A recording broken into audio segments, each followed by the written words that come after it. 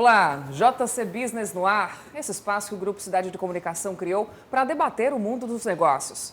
Para nos acompanhar, basta se inscrever no canal do GC+, no YouTube, ativar as notificações e, claro, deixar lá o seu like.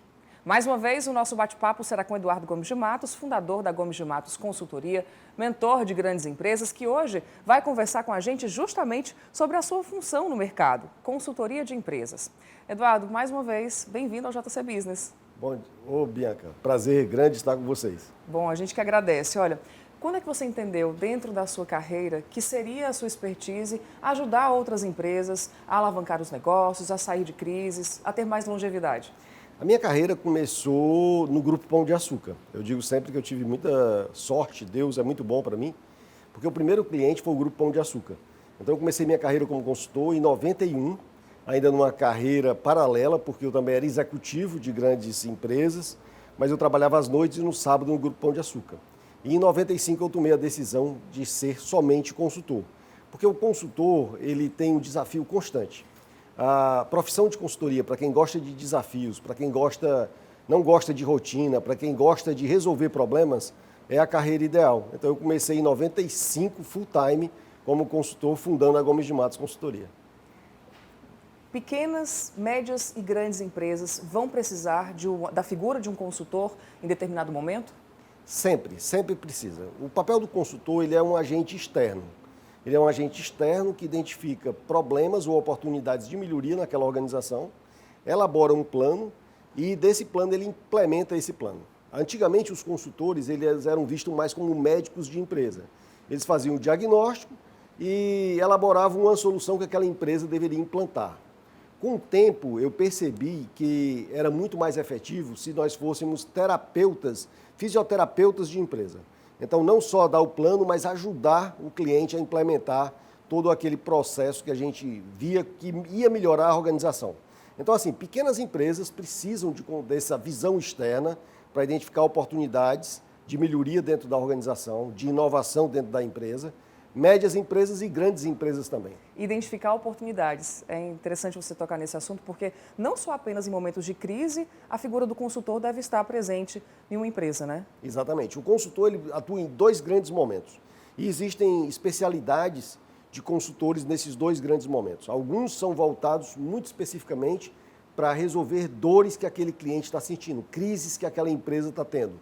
Então, assim, a gente é um consultor de turnaround. Quando a empresa está em dificuldade muito grande, você vai identificar por que aquela empresa chegou naquele momento de crise, quais foram as causas e como fazer para que aquela empresa faça o turnaround, para que ela volte ao mercado com mais saúde. E o outro momento é quando a empresa já está muito bem e quer efetivamente um processo de crescimento. Ela quer estratégias para definir o longo prazo, ela quer estratégias para melhorar o atendimento ao cliente. Então, existem algumas áreas da consultoria que exigem especialidades diferentes. É um serviço momentâneo. É um serviço momentâneo, o consultor sempre trabalha por projetos, ele tem uma data de início e uma data de final daquele projeto. Mas, por exemplo, no Grupo Pão de Açúcar, a Gomes de Matos passou 10 anos no Grupo Pão de Açúcar, porque a cada ano a gente fazia o ciclo de gestão estratégica, definia novos objetivos para o Grupo Pão de Açúcar e a gente buscava, então, implementar esses planos. Então, enquanto o consultor estiver agregando valor para a empresa, enquanto isso for verdadeiro, o consultor deve permanecer. Na medida que, vamos dizer, ele não jamais agrega valor, ele deve entender o momento de sair daquela empresa para que a empresa possa caminhar com suas próprias pernas. Dentro das empresas, muitas empresas nas quais você já teve a oportunidade de trabalhar, o caminho da crise, ele normalmente é o mesmo? O caminho da crise sempre tem alguns pontos que são semelhantes. 83% das causas de uma crise empresarial são internas. Às vezes o empresário coloca a culpa no mercado, no concorrente, numa mudança de tecnologia, mas 83%, segundo pesquisas que nós temos, elas são internas. É causa da gestão. O líder empresarial, o empresário, ele não se preparou adequadamente, nem preparou a sua empresa para viver diversos momentos. Porque uma empresa ela tem ciclos, desde o nascimento, quando o empresário pensa em colocar o negócio, até o envelhecimento e a morte da empresa. Mas dá para reverter essa curva e a empresa não chegar à velhice como nós seres humanos?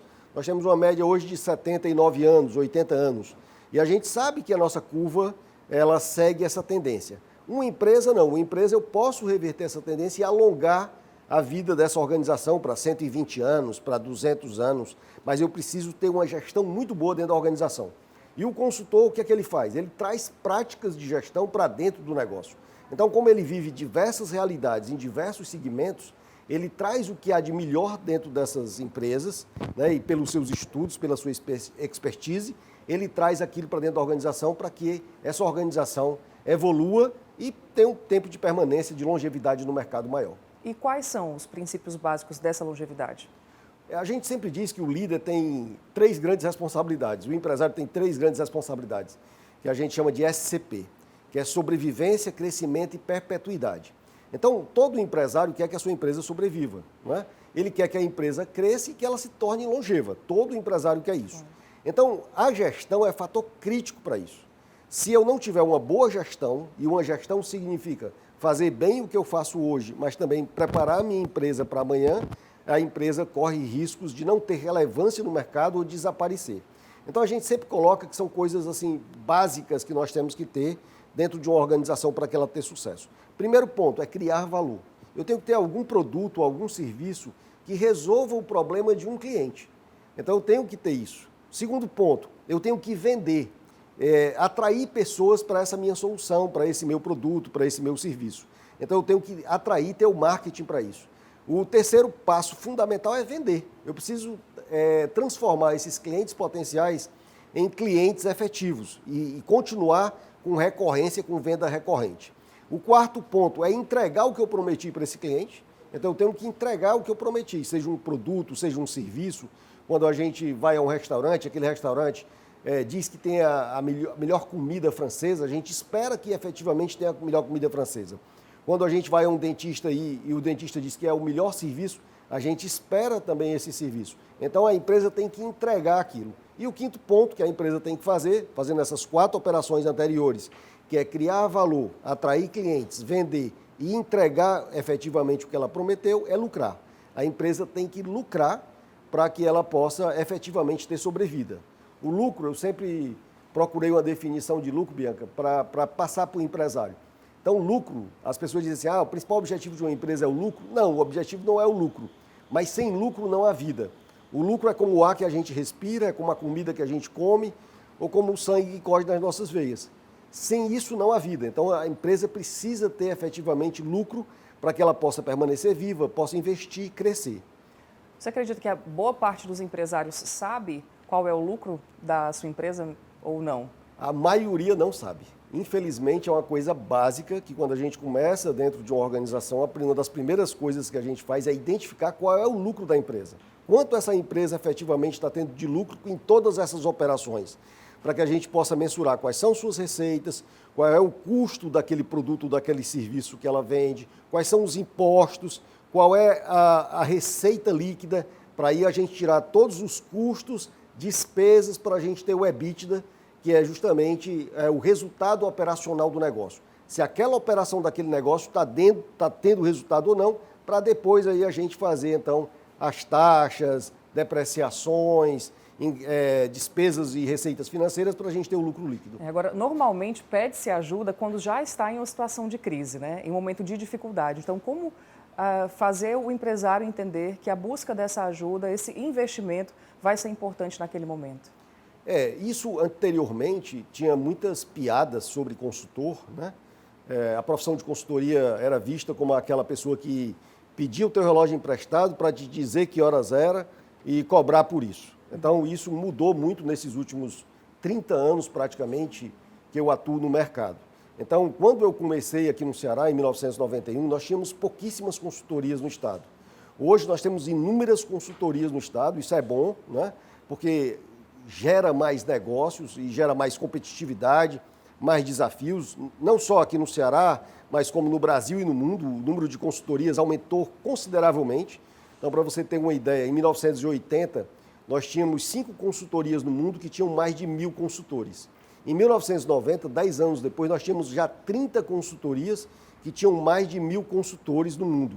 Hoje nós temos consultorias, algumas delas que têm mais de 100 mil consultores no mundo e que atuam em mais de 60 países.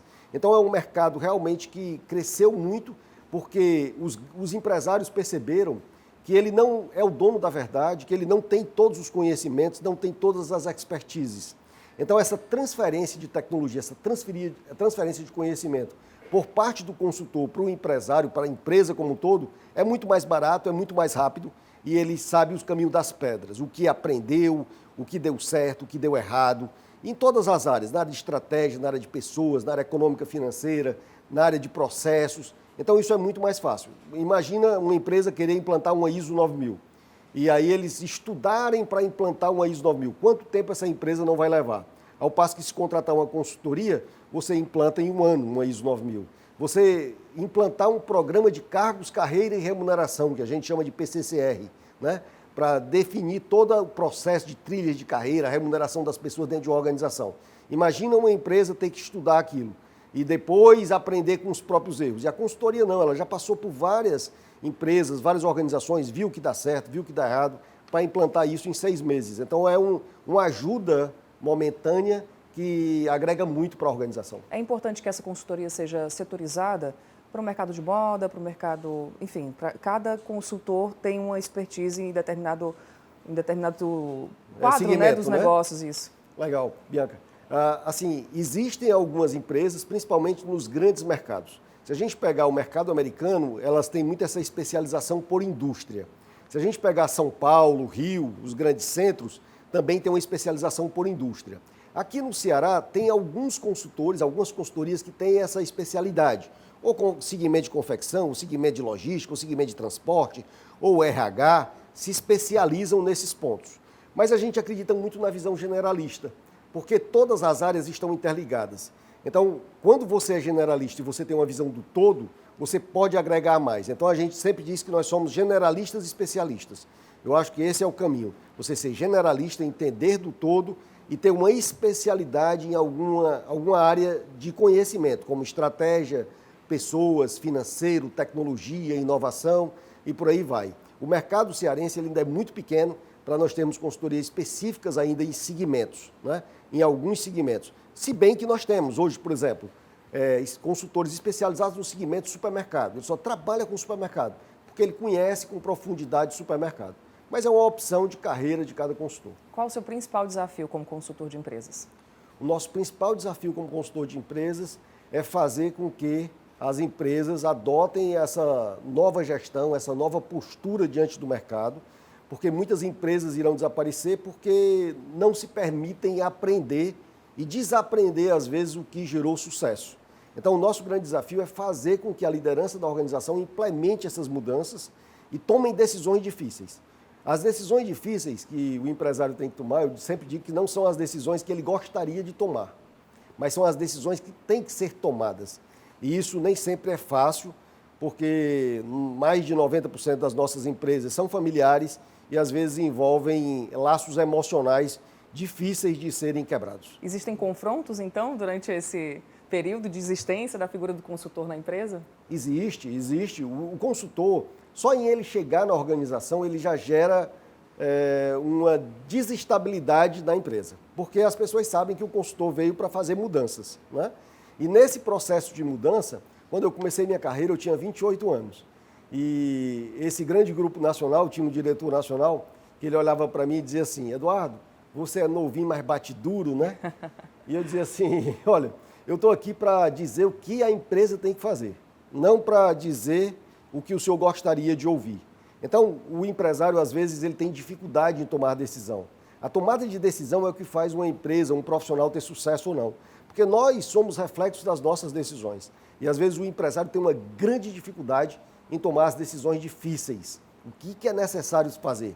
Se ele não fosse aquela pessoa, se ele contratasse uma pessoa de fora, o que aquela pessoa faria efetivamente para aquela empresa dar resultados? Para que a empresa tivesse relevância, para que a empresa tivesse longevidade? Essa é a decisão mais difícil que o empresário tem que tomar. Na figura do consultor, ela planeja e também executa ou isso fica a cargo da empresa?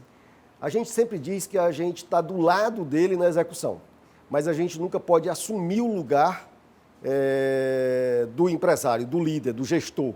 E muitas empresas de consultoria cometem esse erro. Elas assumem isso aí. Isso aí existe uma consultoria, uma especialidade de consultoria, que a gente chama de consultoria de intervenção. O consultor é contratado, existe uma grande especialidade nessa área. Quando a empresa está em crise, contrata esse consultor que é interventor e o dono da empresa dá a chave da empresa e o poder de decisão para que ele implemente todas as mudanças necessárias para fazer o negócio dar certo. Mas isso é uma especialidade. No geral, o consultor ele não pode assumir o lugar do gestor. E esse é um grande erro, por quê? Porque ele gera dependência. Ele tem que ensinar o cliente a tomar as decisões. Ele tem que ensinar o cliente como fazer, estando do lado dele, mas não fazendo por ele. Consultoria de empresas é futuro, não só presente. Cada vez mais futuro. Consultor de empresas, ele trabalha no que a gente chama de excelência operacional, que é o hoje, que é fazer a empresa ter EBITDA, ter lucro líquido, ter resultados, gerar riqueza, mas também ele também tem que perceber o que irá impactar aquele negócio, quais são as tendências, quais são as mudanças no contexto que irão impactar a empresa para que ele possa se antecipar a essas mudanças que ocorrerão. Então, é papel do consultor fazer esse alerta. É papel do consultor, e nós temos consultorias também. Sim. A Gomes de Matos também contrata consultorias, né? Por quê? Porque a gente quer essa visão externa, e não só a nossa visão como consultor. Pode parecer uma incoerência, né? Como é que uma consultoria contrata outra consultoria para fazer consultoria? Mas é porque a gente entende que, às vezes, essa visão externa e essa expertise que nós não temos, ela irá agregar valor ao nosso negócio. Então, tem que ter essa humildade para entender que você não domina todas as áreas e que é muito importante trazer pessoas de fora que irão te ajudar. Agora, o consultor tem que ter posicionamento. A gente sempre diz, se você não se posiciona, você será posicionado. Então, todo consultor tem que ter o posicionamento dele, ele tem que dizer efetivamente o que tem que ser feito na opinião dele naquela empresa, embora ele não seja o dono da verdade, embora ele também aprenda muito com a empresa. Então, todas as empresas, as grandes empresas que nós já passamos, médias empresas e até pequenas mesmo, a gente aprende também muito com o cliente. Para que vocês tenham esse olhar mais amplo, também trabalham em equipe, prestando a consultoria? Sim. Na nossa empresa, eu aprendi isso, a gente sempre aprende. Quando eu trabalhava, no início da minha carreira, eu trabalhava sozinho.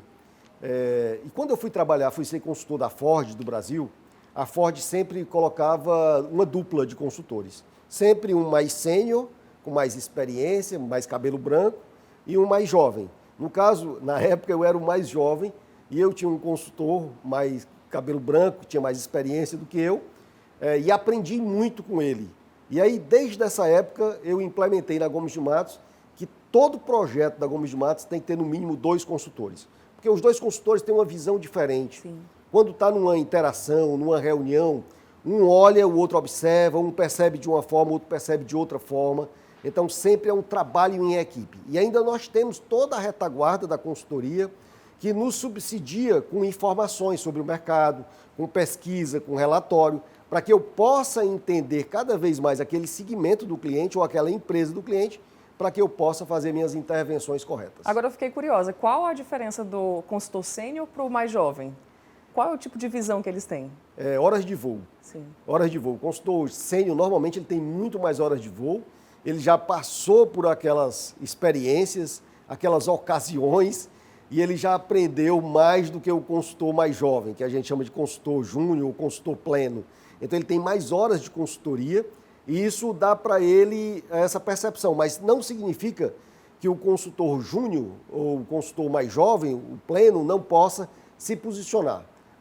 Dá um caso. Uma vez nós chegamos numa concessionária Ford, eu e esse outro consultor, que morava em São José dos Campos, e nós chegamos numa concessionária de Recife. E eu percebi que o gerente de projeto que a empresa tinha escolhido não tinha um perfil. No primeiro dia eu percebi isso. No jantar, a gente trocando ideias, eu cheguei para ele e disse, olha, eu vou sugerir trocar o gerente de projetos, né? E vou colocar a sugestão de determinada pessoa daquela empresa. Ele disse, rapaz, mas tu conheceu a pessoa hoje? Eu disse, conheci, mas já foi suficiente para eu saber que ele não vai ter o pique que nós queremos, a determinação que nós queremos. E aí sugeri, efetivamente, e esse que nós sugerimos para ser o novo gestor do projeto foi o melhor gestor de projeto dos projetos realizados nas concessionárias na época em Recife. O consultor jovem é mais arrojado, ele tem mais coragem do que o sênior? Às vezes sim, né? Porque às vezes ele não tem algumas amarras, né?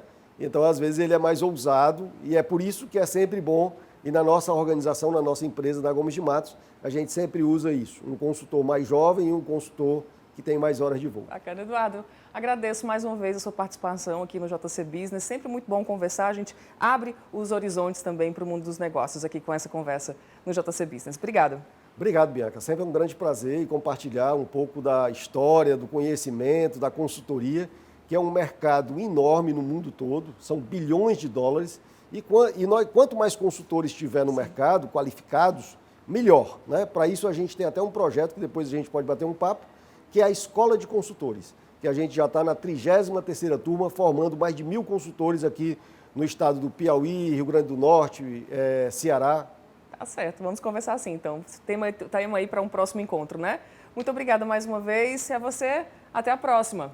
Tchau.